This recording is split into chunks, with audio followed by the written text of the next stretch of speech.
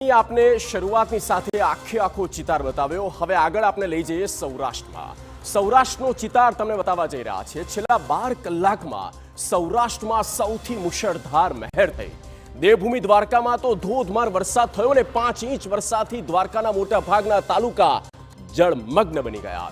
હજુ તો શરૂઆત છે, આ તો હજી આરંભ છે। આગામી રવિવાર સુધી સૌરાષ્ટ્રમાં પ્રચંડ વરસાદ થવાનો છે। આ પ્રકારની સ્થિતિ રહેશે તેવી પણ આગાહી છે। ત્યારે 8 થી લઈને 10 ઇંચ વરસાદ અત્યાર સુધીમાં વરસી શકે છે તે પ્રકારની આગાહી હવામાન વિભાગે આપી છે।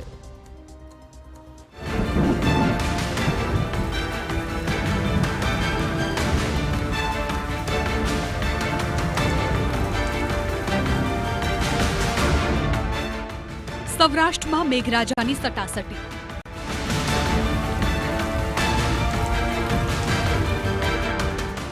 દ્વારકામાં વરસ્યો સૌથી ધોધમાર।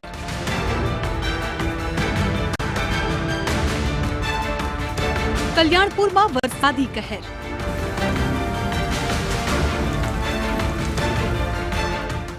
બજારો બન્યા તળાવ, રસ્તાઓ બન્યા નદી।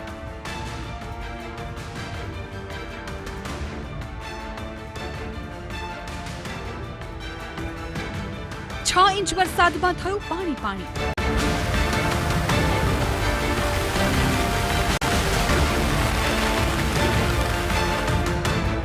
સૌરાષ્ટ્રમાં હાલ મેઘરાજા જોરદાર જમાવટ બોલાવી રહ્યા છે। એક બાદ એક જિલ્લામાં ધોધમાર કૃપા વરસાવી રહ્યા છે।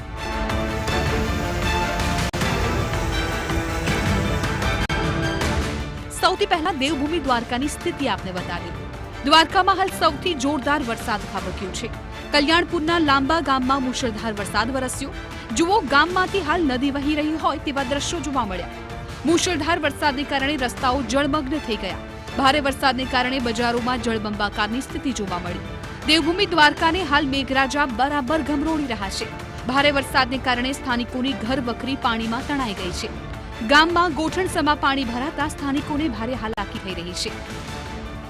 દ્વારકા જિલ્લાના દરિયાકાંઠાના ગામડાઓને મેઘરાજાએ કેવી રીતે બાનમાં લીધું છે તેના દ્રશ્યો જુઓ।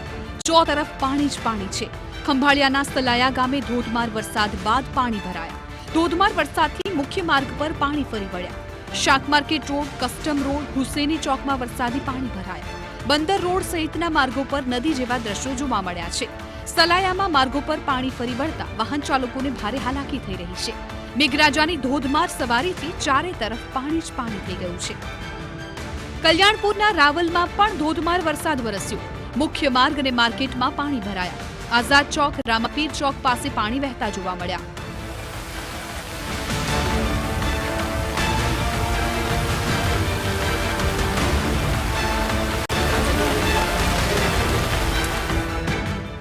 ભાણવડમાં પણ અનરાધાર વરસાદથી પાણી પાણી થઈ ગયું છે। મોટા કાલાવડ ગામે ધોધમાર વરસાદથી જનજીવન પ્રભાવિત થયું। 4 ઇંચ વરસાદ ખાબકતા રસ્તા પાણીમાં ગરકાવ થયા। પ્રાથમિક શાળાઓમાં પાણી ભરાતા બાળકોનું રેસ્ક્યુ કરવામાં આવ્યું। સ્થાનિકોએ ટ્રેક્ટરની મદદથી બાળકોનું રેસ્ક્યુ કર્યું। ભારે વરસાદને કારણે ગામના બજારમાં જળબંબાકારની સ્થિતિ જોવા મળી। દ્વારકાના ખંભાળિયાના ગ્રામ્ય વિસ્તારમાં વરસ્યો છે ધોધમાર વરસાદ। હાપા, લખાસર, આહિર સિંહણ, કંડોરણા, બજાણા સહિતના ગામડાઓમાં વરસાદ છે। ધોધમાર વરસાદને કારણે ખેતરમાં પાણી વહેતા થયા છે। આ તરફ જામનગરમાં સતત બીજા દિવસે વરસાદી માહોલ જામ્યો છે। જામનગરના રસ્તા પર વરસાદી પાણી ફરી વળ્યા છે। સુપર માર્કેટ પાછળ અને બેડીગેટ વિસ્તારમાં પાણી ભરાયા।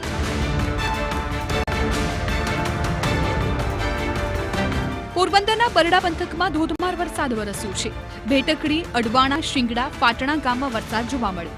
4 ઇંચ વરસાદ ખાબકતા ચારે કોર પાણી પાણીની સ્થિતિ જોવા મળી। વહેલી સવારથી જિલ્લાના ગ્રામ્ય વિસ્તારોમાં વરસાદ જોવા મળ્યો। ભારે વરસાદથી સીમ વિસ્તારના ખેતરોમાં પાણી ભરાઈ ગયા।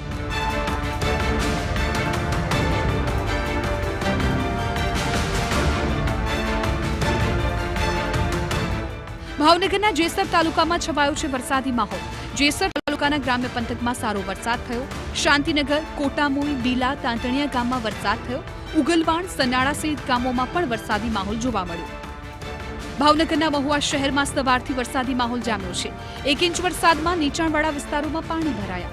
ગાર્ડન રોડ, હોસ્પિટલના પાછળના ભાગે પાણી ભરાયા। ખાર, જાપા, કુંભારવાડા સહિતના વિસ્તારમાં પાણી જોવા મળ્યા। આગામી 4 દિવસ સુધી સૌરાષ્ટ્રમાં ભારેથી અતિભારે વરસાદની આગાહી છે, એટલે આગામી દિવસોમાં સૌરાષ્ટ્રમાં હજુ પણ સાંબેલાધાર વરસાદ જોવા મળી શકે છે।